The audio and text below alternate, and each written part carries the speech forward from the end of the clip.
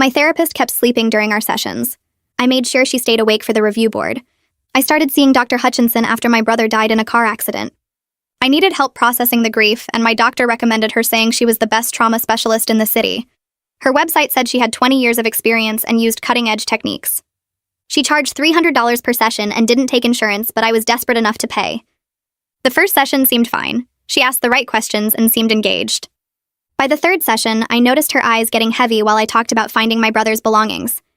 By the fifth session, she was definitely asleep. Her head would drop, she'd jerk awake, then pretend she'd been thinking deeply. I was pouring my heart out about the day my brother died, and she was literally snoring softly. When I stopped talking, she woke up and said we should explore how I felt about that, even though she had no idea what I'd just said. I confronted her gently, asking if she was okay or needed to reschedule. She got offended and said she was using a meditation technique to better absorb my words. She actually told me that her unconscious mind was processing my trauma while her body rested. She said it was an advanced therapeutic method I wouldn't understand. The next session, she fell asleep within 10 minutes. I tested her by saying my brother had come back as a ghost and was standing behind her. She woke up 5 minutes later and asked how my week had been. When I told her what I'd said, she claimed she heard everything and was processing it internally. She said my hostility toward her methods was a projection of my anger about my brother. She told me I needed to trust the process and stop trying to control therapy. I kept going because I'd already paid for a package of 12 sessions up front. Each time she'd sleep longer. Once she slept for 40 minutes of the 50-minute session. When she woke up, she told me we'd had a breakthrough and scheduled me for twice a week. She said my energy was so heavy it was affecting her ability to stay conscious, and that meant we were doing deep work. She actually charged me extra for what she called intensive energy sessions. Other patients in the waiting room would mention how lucky I was to see her, because she had a 6-month waiting list. I wondered how many of them were paying to watch her nap. One session, I brought coffee for both of us, thinking it might help. She refused it, saying caffeine interfered with her therapeutic presence. Then she fell asleep holding her notebook and dropped it, revealing she'd been writing grocery lists during our previous sessions. When I pointed this out, she said I was being paranoid, and those were metaphorical groceries related to my psychological needs. She told me milk represented nurturing and bread was foundational support.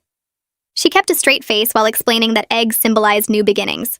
I'd had enough, but she wouldn't refund my remaining sessions, saying I'd signed a no-refund contract. She said if I left now, I'd be abandoning my healing journey. She even threatened to tell other therapists I was a difficult patient who couldn't commit to treatment. That's when I got creative. I found out Dr. Hutchinson was up for a prestigious position on the state therapy board. The interview was in 3 weeks and included a live demonstration session with a volunteer patient. I volunteered through my cousin who worked at the board office, using a fake name and a different issue. The day of the interview, 5 board members were watching through a 2-way mirror. Dr. Hutchinson didn't recognize me because she'd been asleep for most of our actual sessions. I started talking in the same monotone voice I'd used during our real sessions, about fictional workplace stress. Within 15 minutes, her eyes were drooping. By 20 minutes, she was fully asleep in front of the entire review board. I kept talking about my imaginary boss while she snored softly. The board members were writing furiously. After 10 minutes of her sleeping, one of them knocked on the door. Dr. Hutchinson jerked awake and tried to play it off as deep concentration. The board member asked her to summarize what I'd shared. She gave generic therapeutic nonsense about processing and healing spaces. The board member then asked her to repeat the specific situation I'd described. She couldn't because she'd been unconscious. She tried to blame me, saying I was intentionally being boring to sabotage her. The board chairman said that staying awake during patient sessions was the absolute minimum requirement for a therapist. They discovered she'd been reported by 6 other patients over 2 years, but had always blamed their mental health conditions for their misperceptions of her sleeping. I sat in my car outside the therapy board building, watching Dr. Hutchinson walk through the glass doors in her navy blazer and heels. She carried a leather bag and looked confident, professional, completely unaware that I was about to become her demonstration patient. My hands were shaking against the steering wheel. I gripped it tighter and reminded myself why I was doing this. She couldn't keep hurting people the way she hurt me. 6 other patients had complained and nothing happened because she twisted their words and made them doubt themselves. Today, that ended. I checked the clock on my dashboard and waited, counting down the minutes. 15 minutes after she entered, I grabbed my purse and walked toward the building entrance. The receptionist smiled when I approached her desk. I gave her the fake name I'd registered under, Sarah Mitchell, and she checked her computer screen. She printed a visitor badge with my fake name on it and handed it across the counter. She directed me down the hallway to the observation waiting room where volunteer patients sat before demonstrations. My heart was pounding, so hard I could feel it in my throat. I followed her directions and found the waiting room with 3 chairs against the wall. 2 other volunteers were already there, a man in his 40s wearing khakis and a polo shirt, and a younger woman maybe in her 20s with red hair pulled back in a ponytail. They both looked nervous, shifting in their seats and checking their phones. I sat down in the empty chair and set my purse on the floor. The man glanced at me and smiled awkwardly. I made small talk about being interested in the therapeutic process, saying I'd never done anything like this before. The woman mentioned she was a psychology student and thought it would be good experience. I kept my real motivation completely hidden while my heart pounded against my ribs. Every time someone walked past in the hallway, I tensed up, worried Dr. Hutchinson might somehow recognize me early. But she'd been asleep for most of our actual sessions, so I doubted she'd remember my face clearly. A board assistant in a gray suit appeared in the doorway holding a clipboard. She called my fake name, Sarah Mitchell, and I stood up. The assistant escorted me down another hallway to the demonstration room. Through the 2-way mirror on the wall, I could see 5 board members sitting at a long table with notepads in front of them. I recognized the chairman from my research, Stanley Velez, sitting in the center with silver hair and glasses. The other board members were writing notes and reviewing papers. The assistant showed me into the demonstration room and told me Dr. Hutchinson would be with me shortly. She closed the door, and I sat in one of the 2 chairs facing each other. The room was small and plain with beige walls and fluorescent lights overhead. I could see my reflection in the 2-way mirror and knew the board members were watching from the other side. Dr. Hutchinson entered the room and extended her hand. I shook it, and she looked directly at my face without any recognition in her eyes. She introduced herself professionally, telling me her name and credentials, asking what brings me to therapy today. Her tone was warm and engaged in a way I never experienced as her actual patient. She sounded interested, alert, completely present. I began describing fictional workplace stress using the same monotone voice I'd used during our real sessions. I talked about my demanding boss who micromanaged everything, difficult coworkers who undermined my projects and feeling undervalued at work despite working long hours. I kept my delivery deliberately flat and boring, the same way I'd talked about my brother's death while she slept through my grief. Dr. Hutchinson nodded attentively for the first 10 minutes. She asked appropriate follow-up questions about my coping mechanisms and support systems. She wanted to know how long I'd been experiencing these workplace challenges and whether I'd tried addressing them directly with my supervisor. The board members behind the mirror were writing notes, their pens moving across their notepads. They seemed impressed with her initial engagement and therapeutic approach. I continued my monotone description of workplace conflicts, watching Dr. Hutchinson's eyes carefully. I described a meeting where my boss criticized my presentation in front of the entire team, how my coworker took credit for my research, how I stayed late every night but never got recognition. Around the 12-minute mark, I noticed her blinks getting slower. Her head started to tilt slightly forward. She caught herself and straightened up, nodding as if she was absorbing my words deeply. By 15 minutes, her questions became less frequent and more generic. She asked how that made me feel about a situation with my boss. Then 30 seconds later, she asked the exact same question about a completely different situation with my coworker. I could see she was struggling to maintain focus. Her eyes had that heavy look I remembered so well from our real sessions. At the 18-minute mark, Dr. Hutchinson's eyes fully closed for several seconds. Her chin dipped toward her chest and she jerked slightly, catching herself. She blinked hard and shifted in her chair. Then she told me to continue exploring those feelings, even though I'd stopped talking for the last 30 seconds. She had no idea I'd been silent, testing her, waiting to see if she'd notice. Behind the mirror, I saw one of the board members lean forward and write something on her notepad. Another board member glanced at Stanley Velez with raised eyebrows. I resumed talking about my imaginary boss, describing how he scheduled a meeting last Tuesday at 3 p.m. to discuss the quarterly budget projections. Dr. Hutchinson's head drops forward noticeably, her chin nearly touching her chest before she catches herself and jerks upright. Through the 2-way mirror, I see one of the board members lean forward in his chair, his pen hovering over his notepad as he watches her struggle. I continue in my flat monotone voice, explaining how my fictional boss wanted to review every line item in the spreadsheet, how he questioned my calculations for office supplies, and asked me to justify the cost of printer paper. Dr. Hutchinson's eyes close completely and stay closed. Her head tilts to the left, and her breathing shifts into a deeper, slower rhythm. 20 minutes into the session, she's fully asleep in front of 5 board members. I can hear that soft snoring sound that haunted my actual therapy sessions, the sound that made me question my own sanity when she later denied it happened. The same gentle wheeze on each exhale that I recorded on my phone during our real sessions, but never had the courage to play back for anyone because I thought maybe I was crazy. Maybe I was the problem, like she kept telling me. I keep talking in my monotone voice about spreadsheets and quarterly reports. describing how my imaginary boss wants weekly status updates and monthly performance reviews. Dr. Hutchinson sleeps through every word, her notebook balanced precariously on her lap, her hands folded loosely in front of her. The surreal vindication of this moment almost makes me smile, but I keep my face neutral and my voice flat. 3 board members are now writing furiously on their notepads, glancing at each other with obvious concern. Diane McClear, the board member I recognize from my research, looks genuinely shocked and mouths something to Stanley that I can't make out from this angle. Another board member shakes his head slowly and underlines something in his notes 3 times. I continue for a full 10 minutes while Dr. Hutchinson sleeps, occasionally pausing for several seconds to see if she'll notice the silence.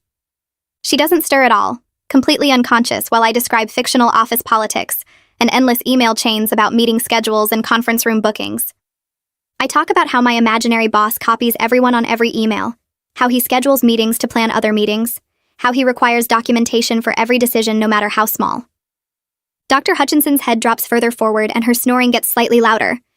One of her papers slides off her lap and lands on the floor with a soft rustle, but she doesn't wake up. Stanley finally stands up from his chair behind the mirror and walks toward the door. He knocks firmly 3 times, loud enough that I can hear it clearly from inside the room. Dr. Hutchinson jerks awake violently, her whole body spasming as she tries to orient herself. Her notebook slides off her lap and papers scatter across the floor, floating under her chair and near my feet. She blinks rapidly and looks around the room with obvious confusion, her face flushed and her hair slightly messed up on one side. Stanley enters the room and closes the door behind him, his expression completely neutral and professional. He asks Dr. Hutchinson if everything is all right, his tone polite but firm. She immediately launches into the same excuse she gave me during our real sessions, claiming she was using deep meditation to process my energy and absorb my words on an unconscious level. She says she was engaging with my narrative on a deeper plane of awareness, that her physical body appeared to be resting, but her therapeutic consciousness was fully present and active. Stanley nods slowly and asks her to summarize what I've shared in the session. Dr. Hutchinson gives vague therapeutic language about workplace boundaries and the importance of self-advocacy, never mentioning any specific details because she was completely unconscious for the last 15 minutes. She talks about power dynamics in professional settings and the need to establish healthy communication patterns with authority figures. Stanley's expression doesn't change, but I see his jaw tighten slightly. Diane enters the room now too, holding her notepad against her chest. She asks Dr. Hutchinson to repeat the specific situation I described about my boss, to explain what particular incident I shared that led to these therapeutic insights. Dr. Hutchinson fumbles for a moment, her hands moving to gather the scattered papers at her feet to buy herself time. She says something generic about difficult authority figures and power dynamics that could apply to literally any workplace conflict anywhere. She mentions the importance of setting boundaries and advocating for one's needs without referencing a single detail I actually said. Diane writes something on her notepad and exchanges a long look with Stanley. I watch Dr. Hutchinson realize she's been caught, her face flushing deeper red as she understands that her usual manipulation tactics won't work here.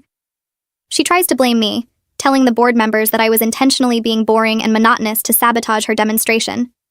She says my energy was deliberately draining, that I was projecting hostility and resistance into the therapeutic space to undermine her work. She actually tells them I'm probably one of those difficult patients who can't commit to real healing and tries to control the process instead of trusting it. Stanley's face changes in a way that makes the whole room feel colder. He looks at Dr. Hutchinson with this flat professional stare and says that staying awake during patient sessions is basically the bare minimum for any therapist. Like that's the absolute lowest bar possible. He asks if she has any health problems that make it hard for her to stay conscious during appointments. His voice is calm, but you can tell he's done with her excuses. Dr. Hutchinson's face goes from red to almost purple, and she starts talking really fast about how this has never happened before in her entire career. She insists that something about my specific energy caused some kind of weird reaction in her body. She's using the exact same language she used on me during our real sessions, all this stuff about energy signatures and unusual therapeutic responses. She tells Stanley that certain patients emit frequencies that affect her consciousness in unexpected ways. The board members are all watching her now with these expressions that make it clear they're not buying any of it. Diane writes something on her notepad and underlines it twice. Stanley thanks Dr. Hutchinson for her time and says they need to speak with me privately about my experience. He asks her to wait in the hallway while they conduct a brief interview with the volunteer patient. Dr. Hutchinson looks like she wants to argue, but another board member stands up and opens the door for her. She walks out with her shoulders all tight and her face still that angry purple color. The door closes behind her and suddenly I can breathe again. Stanley turns to me and asks if I'd be willing to step out to the waiting room while they consult with Dr. Hutchinson about what just happened. I nod and stand up, my legs feeling shaky but steady enough to walk. A board assistant appears and guides me back down the hallway to the waiting room where I sat before the demonstration. The other 2 volunteers are gone now, and the room is empty except for the receptionist's desk across the hall. I sit down in one of those uncomfortable plastic chairs and my hands are shaking against my thighs. But it's a different kind of shaking than before. Before the demonstration, I was scared and anxious about whether this would work. Now I'm shaking from relief and leftover adrenaline because they saw everything. They watched her fall asleep. They heard her try to gaslight her way out of it. They witnessed exactly what she did to me for 3 months. I pull out my phone and almost text Maddie, but decide to wait until I know what happens next. The receptionist glances at me a few times but doesn't say anything. I can hear muffled voices from down the hall where the board members are talking to Dr. Hutchinson. At one point, her voice gets loud enough that I can hear her saying something about unprecedented circumstances and professional integrity. Then it gets quiet again. I sit there for what feels like forever, but is probably only about 40 minutes. My phone says it's been 37 minutes when the board assistant comes back and asks me to return to the demonstration room. I follow her down the hallway and my heart is pounding again, but in a good way, like I'm about to find out something important. When I walk back into the room, all 5 board members are sitting there with serious expressions. Dr. Hutchinson is not in the room. Stanley gestures to the chair I sat in before and thanks me for my patience. He says they have some questions about my experience during the demonstration session and asks if I'm willing to answer them honestly. I say yes and sit down, keeping my hands folded in my lap so they don't see them shaking. Stanley asks me to describe what happened from my perspective during the session with Dr. Hutchinson. I take a breath and start talking in this calm, factual voice that surprises me because inside I'm still buzzing with adrenaline. I explain that Dr. Hutchinson seemed engaged at first, asking good questions and appearing to listen carefully. Then around the 15-minute mark, I noticed her eyes getting heavy and her responses becoming more generic. By 20 minutes, she was clearly struggling to stay awake. I describe how her head dropped forward and her breathing changed. I tell them I kept talking to see what would happen, and she fell completely asleep for over 10 minutes. I mentioned that when Stanley knocked on the door and she woke up, she couldn't remember or repeat anything specific I'd said because she'd been unconscious the entire time. I keep my tone neutral and unemotional, just stating the facts of what I observed. Diane leans forward and asks if I've ever been in therapy before, or if this was my first experience with a therapist. The question hangs in the air, and I realize this is the moment where I either keep lying or tell the truth. I pause for a few seconds, looking at her face and Stanley's face and the faces of the other 3 board members. They all look genuinely concerned and professional, like they actually care about getting to the bottom of this. I decide that honesty will help my cause more than keeping up the fake identity. I tell them I wasn't being completely truthful about who I am. I explain that I was actually Dr. Hutchinson's patient for 3 months under my real name. The room goes totally silent. You could hear a pin drop. One of the other board members stops writing mid-sentence and just stares at me. I keep talking before they can interrupt. I explain that Dr. Hutchinson fell asleep during most of our sessions starting around the 3rd appointment. I describe how she would drop off while I was talking about my brother's death, and then wake up and pretend she'd been doing some advanced meditation technique. I tell them about the grocery lists I found in her notebook when she dropped it. I explain how she refused to refund my remaining prepaid sessions when I tried to leave. I mentioned that she threatened to tell other therapists I was a difficult patient who couldn't commit to treatment if I walked away from her practice. Stanley's expression doesn't change, but I see his jaw muscles tighten. He asks why I didn't report this through the proper channels, through the medical licensing board or patient complaint system. I tell him I tried to address it directly with Dr. Hutchinson first, and she manipulated me into doubting what I was experiencing. She made me feel like I was the problem, like my grief was so heavy it was causing her to need rest. Like I was being hostile by questioning her methods. I explained that I felt completely powerless going up against someone with 20 years of experience and a 6-month waiting list. I say that I didn't think anyone would believe me over her professional reputation. My voice cracks a little when I say that last part because it's true, and it still hurts. The board members are all looking at each other now with these significant expressions. Stanley writes something on his notepad and then looks back at me. He tells me that I'm not the first person to report this kind of behavior from Dr. Hutchinson. He says they've received 6 other complaints over the past 2 years from patients describing almost identical experiences. All of them reported that she fell asleep during sessions and then denied it or justified it with therapeutic language. Diane picks up where Stanley left off and explains that Dr. Hutchinson successfully dismissed every single previous complaint. She told the board that those patients were experiencing dissociative episodes or memory problems related to their mental health conditions. She claimed they were misinterpreting her meditation techniques as sleep. She provided documentation about their diagnoses and treatment history that made it look like their complaints were symptoms of their conditions, rather than accurate observations of her behavior. Diane says the board wanted to investigate further, but they didn't have enough concrete evidence to move forward.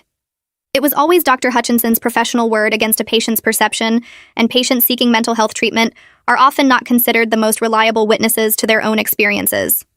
The way Diane says this makes it clear she knows how messed up that is.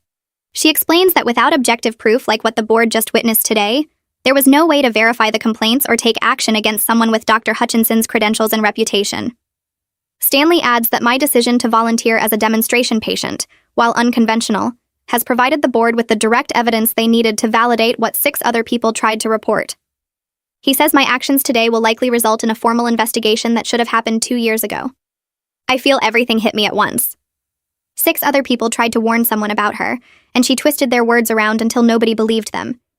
She made them sound crazy when they were telling the truth the whole time. My throat gets tight and my voice comes out shaky when I ask what happens now that they saw it themselves. Stanley leans back in his chair and says they're suspending her application for the board position right away.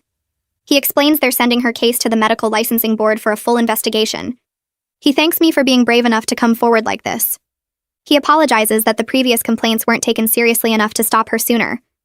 I nod because I can't really talk yet. Diane touches my shoulder gently and says I should take my time before driving home. I thank them and walk out of the building on legs that feel weird and disconnected. I sit in my car in the parking garage for 20 minutes just crying. It's this weird mix of relief and leftover anger that makes my whole body shake. I finally pull out my phone and text Maddie that it worked, that they saw everything, that Dr. Hutchinson can't say I was imagining things or being difficult anymore. My phone rings before I even put it down. Maddie is cheering so loud I have to hold the phone away from my ear. She says she's proud of me for turning something that made me feel powerless into actual action. She says I made sure Dr. Hutchinson faces real consequences instead of just moving on to hurt more people. I start crying again, but it feels different this time. Lighter somehow. Maddie comes over that evening with 2 bottles of wine and Thai food from the place near her apartment. We sit on my couch and I tell her everything that happened in the boardroom. She asks how I feel now that it's done. I realize I feel lighter but also kind of empty, because this doesn't fix my original problem. I still need real therapy for my grief about my brother. Exposing Dr. Hutchinson was important, but it doesn't bring back the 3 months I wasted with her when I desperately needed actual help. Maddie reminds me that finding a good therapist now will be easier because I learned to trust my own judgment about when something feels wrong. 2 days later, my phone rings with a number I don't recognize. A man introduces himself as Dominic Weeks and says he's an attorney who handles therapist malpractice cases. He explains that Stanley from the therapy board gave him my contact information and asked if he could reach out. He asks if I'd be interested in talking about a malpractice claim for the money I lost and the harm Dr. Hutchinson caused. I agree to meet with him, and we set up an appointment for the next afternoon. His office is in a building downtown with dark wood furniture and diplomas covering the walls. Dominic is maybe 50 with gray hair and a kind face that makes me feel less nervous about discussing everything again. He reviews all my documentation, the prepaid session contracts, my notes about Dr. Hutchinson sleeping, her refusal to give refunds, her threats to tell other therapists I was a difficult patient. He spreads everything out on his desk and takes notes while I explain the timeline. Dominic says I have a strong case for both breach of contract and professional negligence. He works on contingency, which means he only gets paid if we win the case. He believes we can recover my fees plus additional damages for the harm caused by her negligence when I needed real therapeutic care. I ask how long this kind of case usually takes. He says probably several months at minimum, maybe longer if Dr. Hutchinson fights it. But he thinks her insurance company will want to settle once they see the documentation and the board's findings. I agree to move forward with the claim. Dominic has me sign some paperwork and says he'll file everything with the court within the week. Having legal action in progress feels like taking back power over a situation where I felt completely helpless. 3 weeks after the board demonstration, I get a letter in the mail from the state medical licensing board. They're asking me to provide a formal statement about my experiences with Dr. Hutchinson as part of their investigation into her practice and patient care standards.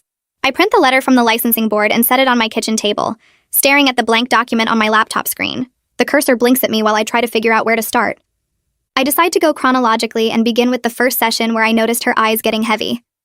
I write down the date, what I was talking about, how long she seemed to sleep, what she said when she woke up.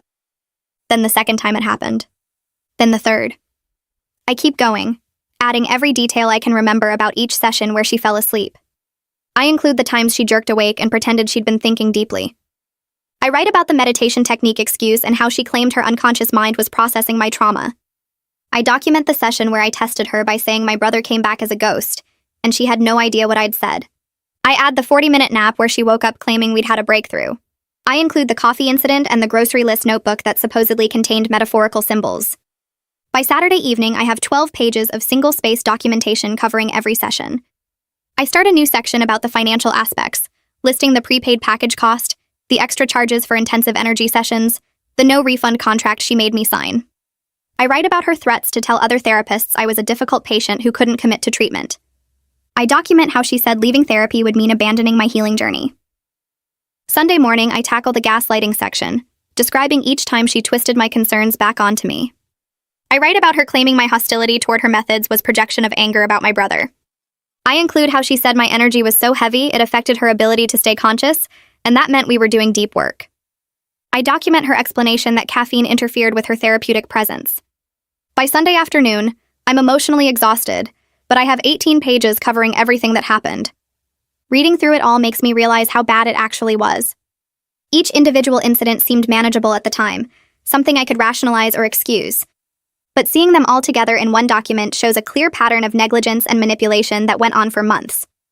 I save the document and email it to Maddie, asking if she can help me organize it better for the licensing board.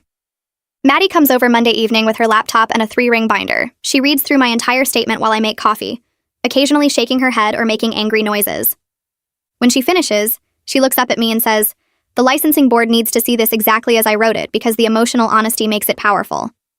But she suggests organizing it with section headers and a timeline chart so investigators can quickly reference specific incidents. We spend 3 hours reformatting everything. Maddie creates a table listing each session by date, duration of sleep, my topic of discussion, and her response when confronted. She adds a financial summary showing total money paid versus actual therapeutic services received. She organizes the gaslighting examples into categories like deflection, blame shifting, and professional intimidation. Her husband Ruben gets home from work around 8, and Maddie asks him to review the statement since he works in medical licensing. Ruben sits at my kitchen table reading for 30 minutes, making notes in the margins.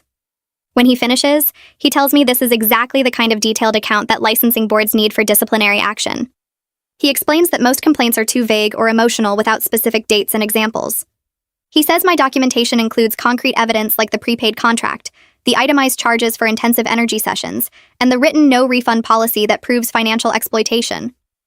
Ruben suggests I add a section about the impact on my mental health, specifically how her negligence delayed my grief processing and added secondary trauma. I write 2 more pages about still needing therapy for my brother's death, about the 3 months I wasted when I desperately needed real help, about how her gaslighting made me doubt my own perceptions during an already vulnerable time. By the time Maddie and Ruben leave, my statement is 23 pages with supporting documentation and a clear organizational structure.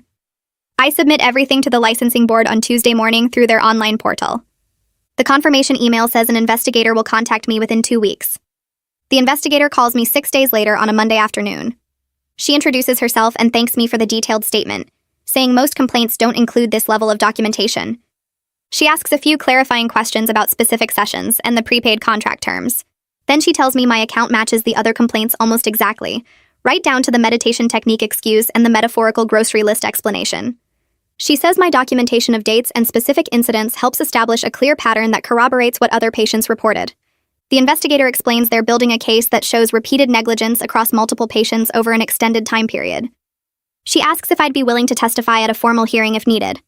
I agree immediately, telling her I want to make sure this doesn't happen to anyone else. She thanks me again and says they'll be in touch as the investigation progresses. After I hang up, I feel this weird mix of validation and anger. Validation because an official investigator just confirmed I wasn't crazy or misperceiving what happened. Anger because if they'd taken the previous 6 complaints seriously, I never would have become her patient in the first place. 4 weeks after the board demonstration, I'm grocery shopping when my phone rings with a number I don't recognize. I almost don't answer, but something makes me pick up. A woman's voice tells me she's calling from the State Medical Licensing Board with an update on my complaint against Dr. Hutchinson. My heart starts racing and I abandon my shopping cart in the middle of the produce section, walking outside to hear better. The woman explains that based on the board demonstration, the previous complaints and the new detailed statements including mine, They've decided to temporarily suspend Dr. Hutchinson's therapy license pending the completion of their investigation. She's prohibited from seeing any patients until the licensing board finishes their review and makes a final determination. The suspension is effective immediately, and they've already notified her by certified mail. I thank the woman and hang up, standing in the grocery store parking lot trying to process what just happened. Dr. Hutchinson can't hurt anyone else right now. She can't gaslight vulnerable patients or charge them for sessions where she sleeps. She can't threaten people who try to leave or manipulate them into doubting their own perceptions. I sit in my car for 20 minutes before I can drive home, crying from relief and this fierce satisfaction that feels almost uncomfortable in its intensity. My phone rings 3 days later while I'm at work. Dominic's name shows up on the screen and I step outside to take the call. He tells me Dr. Hutchinson's malpractice insurance company reached out about settlement discussions. They want to avoid going to trial where her negligence would become public record, beyond just the licensing board proceedings. Dominic explains that insurance companies usually settle when they know they'll lose at trial, and the documentation we have makes this an easy win for us. He asks if I'm interested in hearing their offer, or if I want to proceed to trial regardless. I tell him I want to hear what they're offering. Dominic says he'll set up a call with them and get back to me within a few days. I spend the rest of my work shift distracted, wondering how much they think her negligence was worth, and whether any amount of money actually compensates for the harm she caused. Dominic calls me back on Friday afternoon. The insurance company is offering to refund all my session fees, which totals $3,600 for the 12 sessions I paid for. Plus, they're offering an additional $5,000 for damages related to delayed grief processing and the emotional harm caused by her negligence and gaslighting. Dominic explains this is a reasonable settlement given the costs and uncertainty of going to trial, but the decision is completely mine. He says if we go to trial, we might win more money, but it could take a year or longer, and there's always some risk with juries. He tells me to think about it and let him know what I want to do. I thank him and hang up, staring at my phone. $8,600 total. It seems like a lot of money, but also somehow not enough for 3 months of my life when I desperately needed real help. Not enough for the gaslighting that made me doubt my own sanity. Not enough for the threats she made and the manipulation she used to keep me trapped in those sessions. I call Maddie that evening and explain the settlement offer. I ask if accepting it feels like letting Dr. Hutchinson off too easy, like I'm taking money instead of holding her fully accountable. Maddie reminds me that the licensing board investigation is completely separate from the malpractice case. The settlement is just about recovering my financial losses and getting compensation for the harm she caused me personally. The licensing board is handling the accountability part, making sure she can't practice anymore and protecting future patients.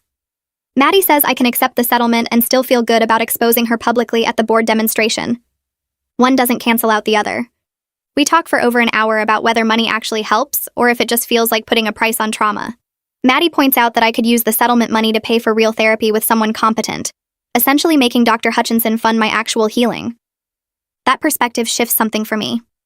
I'm not taking money to stay quiet or let her off easy. I'm taking money she owes me for the service she failed to provide, plus compensation for making everything worse when I was already struggling. I call Dominic on Monday morning and tell him I'll accept the settlement, but I have one condition. Dr. Hutchinson has to provide written acknowledgement that she fell asleep during my sessions and that her behavior was professionally inappropriate. I don't want just a financial settlement that lets her pretend nothing wrong happened. I want her to admit in writing what she did. Dominic says he'll negotiate that term with the insurance company and see if they'll agree. He calls me back 2 days later, sounding pleased. The insurance company accepted my condition. Dr. Hutchinson will provide a written statement acknowledging she fell asleep during sessions, that this behavior violated professional standards of care, and that her treatment of me was inappropriate. Dominic explains they probably agreed because they want to close this case quickly before the licensing board's investigation reveals more victims and makes everything worse for them. He sends me the settlement paperwork to review and sign. I read through every page carefully, making sure the written acknowledgement requirement is clearly stated in the agreement. 8 weeks after the board demonstration, a FedEx envelope arrives at my apartment. Inside is a check for $8,600 and a one-page letter on Dr. Hutchinson's professional letterhead. I sit on my couch and read the letter 3 times. It's brief and clearly written by her lawyer, but it says what I needed it to say. She acknowledges falling asleep during my therapy sessions. She admits this behavior violated professional standards of care and was inappropriate. She states her treatment of me failed to meet acceptable therapeutic practices. Reading those words in writing, with her signature at the bottom, gives me this closure I didn't know I needed. For months she gaslit me, telling me I was misperceiving things or that her sleeping was actually an advanced technique. She made me doubt my own judgment and question whether I was the problem. Now I have written proof that I was right all along. She fell asleep. It was wrong. I wasn't crazy or hostile or trying to control therapy. I was a grieving patient who deserved actual care, and she failed to provide it. I put the letter in my filing cabinet next to all my documentation of our sessions. Then I deposit the check and schedule an appointment with a new therapist I've been researching. That same week, I get a Facebook message from someone named Lila Espinoza. The message says she was one of Dr. Hutchinson's patients who filed a complaint 2 years ago. She explains that the licensing investigator contacted her for a follow-up interview because my complaint and the board demonstration gave them enough evidence to reopen all the previous cases. Lila says she wanted to thank me for finally getting people to take this seriously. She writes that she filed her complaint after Dr. Hutchinson fell asleep during 6 consecutive sessions, but the board dismissed it because Dr. Hutchinson claimed Lila had dissociative episodes that made her misperceive the therapeutic process. Lila stopped pursuing it because she felt alone and started doubting herself, wondering if maybe she really was misremembering things. Now the investigator told her my detailed documentation, and the public demonstration proved Dr. Hutchinson had a pattern of negligence with multiple patients. Lila says knowing other people experience the same thing helps her trust her own memories again. I message her back immediately, suggesting we meet for coffee. 2 days later, I meet Lila at a coffee shop downtown. She arrives early and waves from a corner table, looking nervous but relieved. We hug awkwardly like people who've been through something together without actually knowing each other. She orders a latte and I get tea, and for a few minutes we just sit there making small talk about the weather and traffic. Then she takes a deep breath and starts telling me about her sessions with Dr. Hutchinson. The pattern is exactly the same as mine. First few sessions seemed fine, then the sleeping started, then the gaslighting about meditation techniques. Lila describes how Dr. Hutchinson told her the same nonsense about processing trauma through unconscious absorption. She even used the exact same phrase about heavy energy affecting her ability to stay conscious. Lila paid for a package of sessions up front too, and when she tried to leave, Dr. Hutchinson threatened to tell other therapists she was treatment resistant. The licensing board dismissed Lila's complaint because Dr. Hutchinson claimed Lila had dissociative episodes that made her misperceive the therapeutic process. Lila stopped pursuing it because she felt completely alone and started doubting her own memories. She actually wondered if maybe she really was dissociating and imagining things. Hearing her story makes me angry all over again. Dr. Hutchinson used the same manipulation tactics on multiple people, exploiting their vulnerability and mental health struggles to cover her own negligence. She knew exactly what she was doing. Lila tells me the licensing investigator said my documentation and the board demonstration proved there was a clear pattern.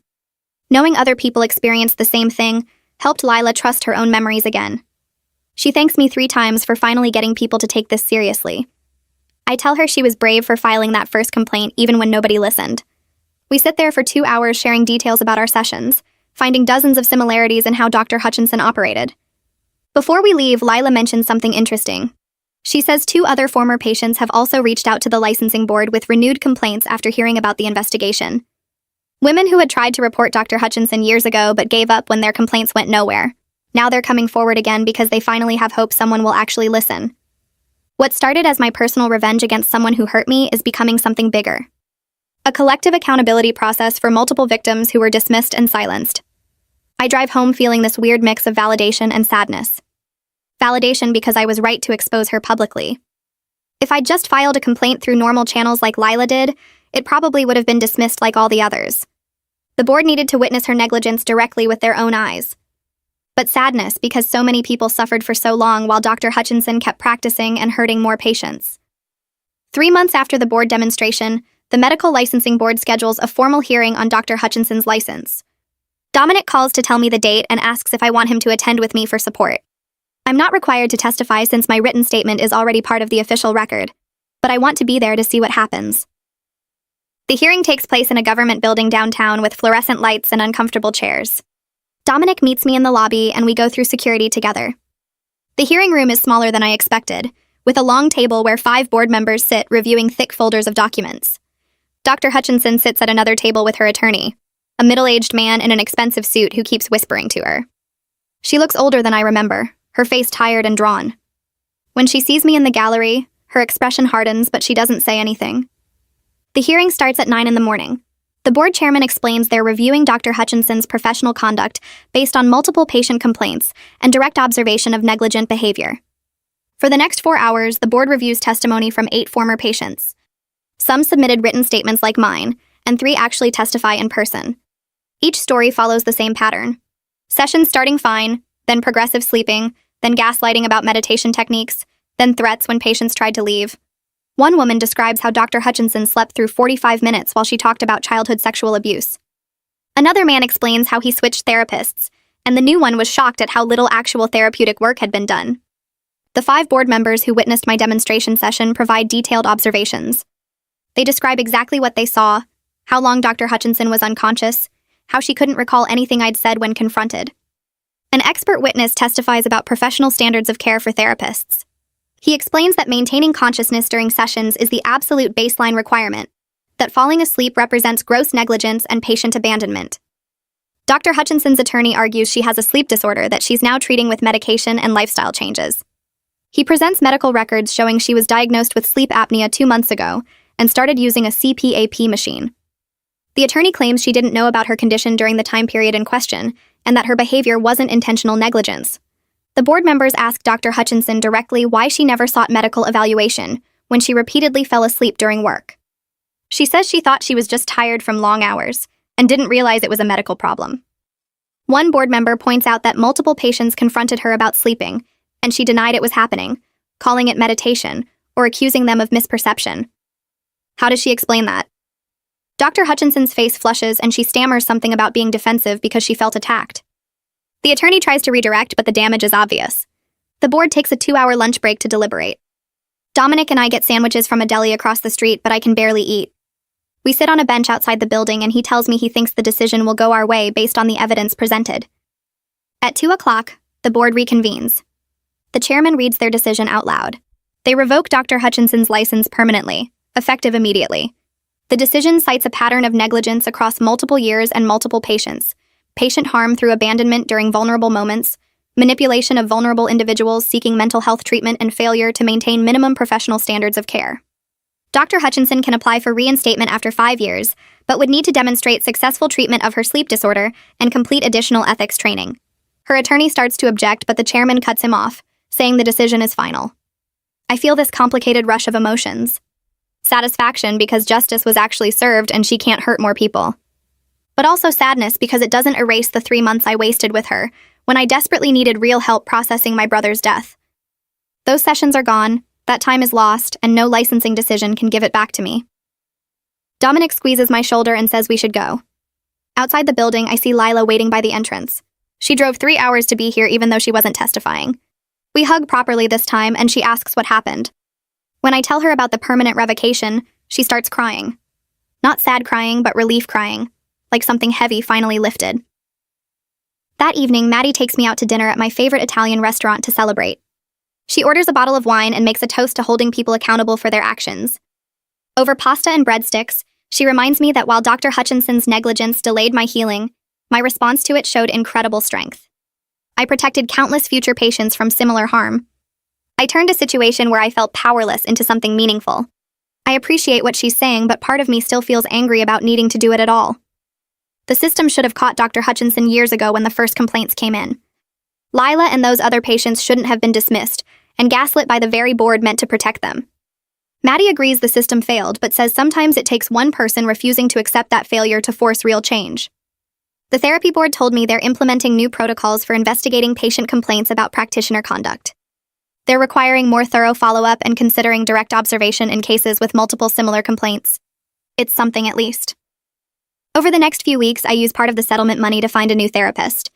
This time I research carefully, reading reviews and checking licensing records and interviewing 3 different counselors before choosing someone. I pick a grief specialist named Dr. Megan Foster, who has 15 years of experience and comes highly recommended by 2 different support groups. My first session with her is everything therapy should be. She stays awake for the entire 50 minutes. She asks thoughtful questions and actually listens to my answers. She takes notes about what I say, not grocery lists. When I talk about my brother's death, she responds with genuine empathy and helpful frameworks for processing grief. She doesn't fall asleep or claim my energy is too heavy. She just does her job like a professional. It's such a basic thing, having a therapist who stays conscious during sessions, but after Dr. Hutchinson it feels revolutionary. I realize how much I'd lowered my expectations and accepted unacceptable behavior because I was vulnerable and desperate. Dr. Chen helps me understand that seeking help when you're grieving doesn't mean accepting whatever treatment someone offers. I deserved competent care from the beginning. The new therapy sessions progress steadily. Dr. Chen helps me process not just my brother's death, but also the secondary trauma of being exploited when I was most vulnerable. She explains that Dr. Hutchinson's negligence added a layer of betrayal to my grief that complicated my healing process. I came to therapy seeking help, and instead experienced abandonment and manipulation during the worst period of my life. That creates its own kind of trauma that needs addressing. We work through my anger at Dr. Hutchinson, my frustration with the licensing system that failed to protect patients, and my grief over my brother that got tangled up in everything else. Dr. Chen teaches me actual coping strategies for managing intense emotions. She gives me homework assignments that help me process memories and feelings between sessions. She validates my experiences without making me feel broken or difficult. After 3 months of working with her, I notice I'm sleeping better and crying less. The grief is still there, but it feels more manageable, like something I can carry instead of something crushing me. I can talk about my brother without falling apart completely. I can look at his photos without that crushing weight in my chest. Dr. Chen reminds me that healing isn't linear, and there will be hard days, but I'm making real progress now. The work I'm doing with her is what I should have been doing with Dr. Hutchinson from the start. 4 months passed, and I found myself sitting in a circle of folding chairs at a community center, looking at 7 other people who all had similar stories about therapists who'd hurt them instead of helping. The support group met every Tuesday evening, and I'd been putting off attending for weeks because talking about Dr. Hutchinson still made my chest tight. But Maddie kept encouraging me to go, and finally I did. The facilitator asked if anyone wanted to share, and I raised my hand before I could talk myself out of it. I told them about paying $300 per session to watch someone sleep, about being gaslit into thinking meditation techniques explained the snoring, about feeling crazy and alone until I exposed her in front of the licensing board. A woman across the circle started crying and said her therapist had done something similar, falling asleep and then blaming her depression for making her perceive things incorrectly. A man next to her shared that his psychiatrist wrote prescriptions while visibly intoxicated during appointments, and the medical board dismissed his complaints twice before finally investigating. Everyone had a story about being vulnerable and exploited, about reporting misconduct and being ignored, about feeling powerless against professionals who were supposed to help. Hearing their experiences made me realize how common this was, and how crucial it was that I'd spoken up publicly.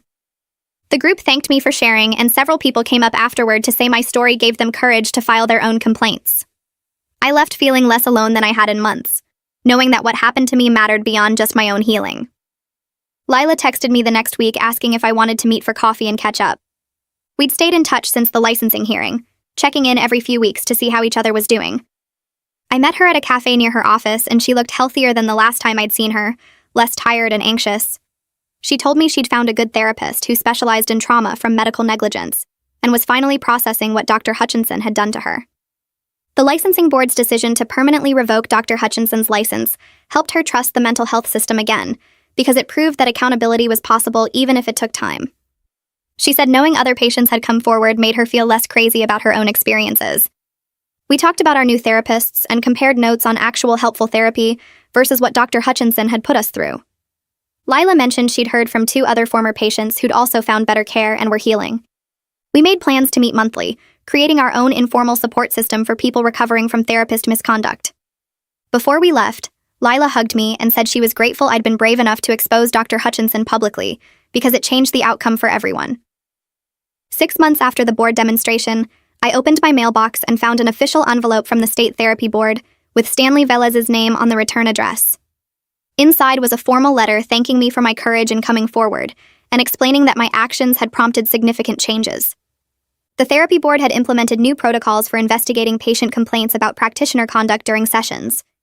They were now requiring more thorough follow-up on similar complaints, considering direct observation for cases with multiple reports, and taking patient accounts more seriously, instead of defaulting to practitioner explanations. Stanley wrote that my willingness to volunteer as a demonstration patient had exposed systemic failures in their complaint review process. The board was also developing better training for members on recognizing manipulation tactics that unethical practitioners use to dismiss patient concerns. He included his direct contact information and encouraged me to reach out if I ever witnessed similar misconduct in the future. Reading the letter made me realize that what started as personal revenge had actually improved the system for future patients. The changes wouldn't fix everything, but they meant other people might get help faster, instead of being ignored like the 6 patients who reported Dr. Hutchinson before me. I sat in Dr. Chen's office that afternoon for my regular session and told her about the letter from Stanley. She smiled and said it was a perfect example of how speaking up about injustice could create meaningful change beyond individual circumstances. We'd been working together for 6 months now, and I was finally making real progress processing my brother's death. The grief was still there, but it felt different now, more like something I carried with me instead of something crushing me from the inside. Dr. Chen had taught me actual coping strategies that helped when the waves of sadness hit unexpectedly. I could look at photos of my brother without completely falling apart. I could talk about the accident without my throat closing up. I could remember the good times without immediately spiraling into guilt about surviving when he didn't. The experience with Dr. Hutchinson had taught me to trust my own perceptions and advocate for myself, skills that served me well beyond just therapy. I'd learned that being vulnerable didn't mean accepting whatever treatment someone offered, that seeking help required finding someone competent enough to actually provide it. Dr. Chen reminded me that healing wasn't linear, and hard days would still come, but I had tools now to manage them. I was healing, truly healing for the first time since the accident. Knowing I'd prevented Dr. Hutchinson from harming other grieving people made the difficult journey worthwhile. My brother's death had broken something in me, but fighting back against the person who exploited that brokenness had helped me start putting the pieces back together.